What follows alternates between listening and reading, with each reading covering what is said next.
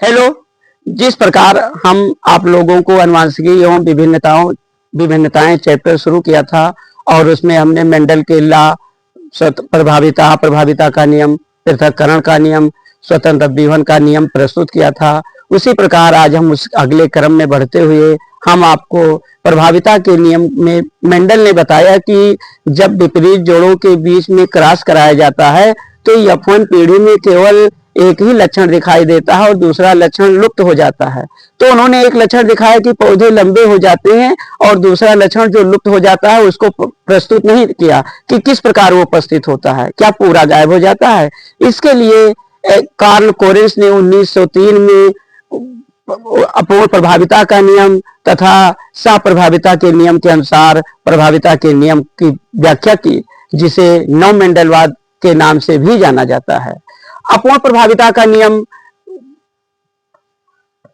अपूर्ण प्रभाविता का नियम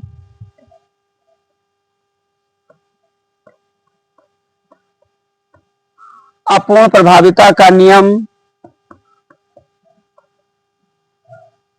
कार्ल कोरेंस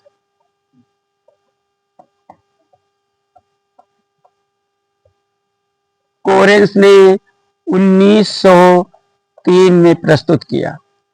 क्योंकि कार्ल कोरेंस ने 1903 में ये बताया कि प्रभाविता का नियम और अप्रभाविता के नियम पर उन्होंने बताया कि कुछ लक्षण प्रभावी होते हैं, कुछ लक्षण अप्रभावी होते हैं। इस आधार पर उन्होंने प्रस्तुत किया अपूर्ण प्रभाविता का सिद्धांत या नियम।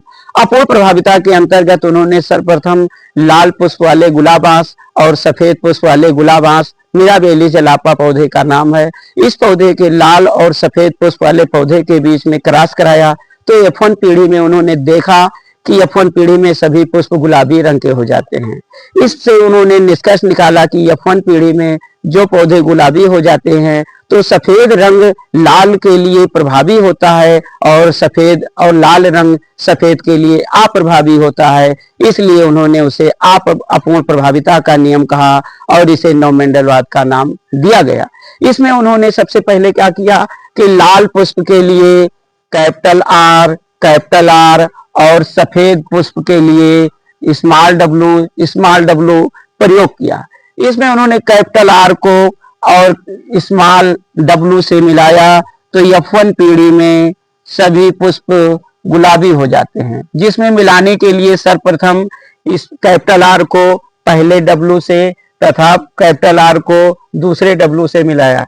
इसके बाद में जो आता है उसको हम लोग लिख देते हैं। इसके बाद देखा गया कि सेकेंड आर है, जो द्वितीय आर है, उस आर में पहले से मिलाया गया और इसे इस डब्लू से मिलाया गया, जिसमें क्या हुआ कि सभी गुलाबी रंग के पुष्प प्राप्त होते हैं। सभी गुलाबी रंग के पुष्प होते हैं, जिसमें उन्होंने इसके बाद में क्या किया कि F1 पीढ़ी में प्राप्त गुलाबी पौधों के बीच में पुनः स्वपरागण कराया और स्वपरागण कराने पर देखा तो 1:2:1 के अनुपात से पुष्प वाले पौधे प्राप्त होते हैं। और इसमें क्या होता है, ये पहले आर को दूसरे आर से मिलाया गया तो उसमें रेड पुष्प हुआ और पहले आर को दूसरे डब्लू से मिलाया गया तो इसमें गुलाबी रंग का हो जाता है। फिर डब्लू और इसको आर से मिलाया गया तो ये आर डब्लू और डब्लू डब्लू को मिलाया गया तो ये डब्लू डब्लू। तो अब इसमें क्या देखा गया कि F2 पीढ़ी में जो F1 पीढ़ी में सभी गुलाबी रंग के पुष्प हो जाते हैं, जबकि F2 पीढ़ी में सभी क्या होते हैं, F2 पीढ़ी में एक रेड बराबर कैपिटल आर बराबर रेड बना 1 और अनुपात गुलाबी रंग के ये पुष्प बने अनुपात 2 और अनुपात 1। इस प्रकार देखा गया कि जब अपूर्ण प्रभाविता के सिद्धांत को प्रस्तुत किया गया तो उसमें पाया गया कि F1 पीढ़ी में दोनों लक्षण पूर्ण प्रभावी होता है। क्या, सफेद लाल के लिए पूर्ण प्रभावी और लाल सफेद के लिए अपूर्ण प्रभावी होता है। इसलिए F1 पीढ़ी में सभी गुलाबी रंग के पुष्प हो जाते हैं, जबकि F2 पीढ़ी में एक लाल और 2 गुलाबी तथा एक तीसरा, वो जो तीसरा अनुपात निकलता है एक, वो WW यानी कि सफेद हो जाता है। इस प्रकार अपूर्ण प्रभाविता का सिद्धांत प्रस्तुत किया गया और इसमें दिखाया गया कि अपूर्ण प्रभाविता के द्वारा पूर्ण प्रभाविता की पूर्ण व्याख्या की गई, जिसमें बताया गया कि अपूर्ण प्रभाव, ये दोनों लक्षण साथ साथ चलते हैं। चूंकि मेंडल ने ये नहीं बताया था कि सभी पौधे संकर हो जाते हैं, प्रभावी लक्षण है लंबे हो जाते हैं, लेकिन दूसरे लक्षण की व्याख्या नहीं की थी। इसलिए कार्ल कोलिन्स ने 1903 में अपूर्ण प्रभाविता के नियम के अनुसार उन्होंने बताया कि एक लक्षण दूसरे के लिए पूर्ण प्रभावी होता है, जबकि दूसरा लक्षण एक के लिए अपूर्ण प्रभावी होता है। इस आधार पर ये प्रस्तुत किया गया। जिस प्रकार अभी हम अपूर्ण प्रभाविता का नियम आपके समझ प्रस्तुत किए, ठीक उसी प्रकार अपूर्ण प्रभाविता के बाद में सह प्रभाविता का सिद्धांत भी प्रस्तुत किया गया है। यह सिद्धांत मवेशियों के बालों और त्वचा के रंगों के आधार पर प्रस्तुत किया गया है, जिनमें बताया गया है कि कुछ लक्षण ऐसे होते हैं जो एक पीढ़ी से दूसरी पीढ़ी में एक साथ साथ चलते रहते हैं, वह पीढ़ी दर पीढ़ी वंशागत होते रहते हैं, जिसे सह प्रभाविता का सिद्धांत भी कहा जाता है। यह सिद्धांत भी कार्ल कोरेंस ने प्रस्तुत किया था। इसमें बताया गया कि जब एक लाल गाय और सफेद बैल के बीच में संकरण कराया जाता है तो F1 पीढ़ी में दोनों लक्षण एक साथ साथ आते हुए उनके बच्चे जो होते हैं वे चितकबरे रंग के हो जाते हैं, यानी लाल और सफेद दोनों धब्बेदार हो जाते हैं। जो रंग अधिक प्रभावी होता है वो अधिक जंतु में दिखाई देता है और जो रंग बहुत कम दिखाई देता है वो अप्रभावी लक्षण होता है। तो इस सप्रभाविता के सिद्धांत को बताया गया कि जब लाल गाय और सफेद बैल के बीच में संकरण कराया जाता है तो F1 पीढ़ी में सभी रोयन अर्थात चितकबरे हो जाते हैं। इसके बाद में F1 पीढ़ी में प्राप्त पुनः उन रोयन या चितकबरे बच्चों के बीच, संततियों के बीच में संकरण कराया जाता है तो 1:2:1 के अनुपात से सभी संतान उत्पन्न होते हैं। जिस प्रकार उन्होंने क्या किया कि एक रेड काऊ एंड व्हाइट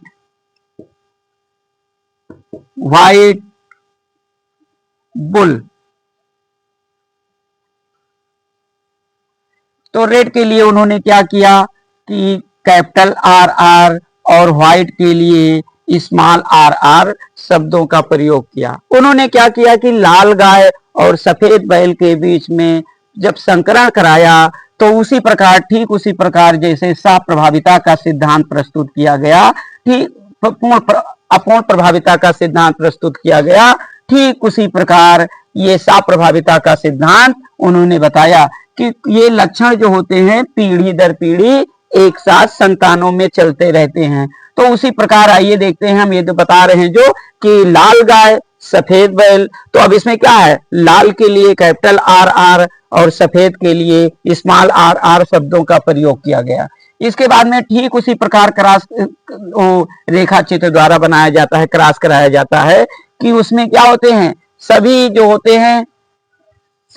होते हैं वह क्या हो जाते हैं, चितकबरे रंग के संतान उत्पन्न होते हैं, जिसमें क्या है कि सभी रोयन अर्थात रोयन ROAN, रोयन माने होता है चितकबरे, और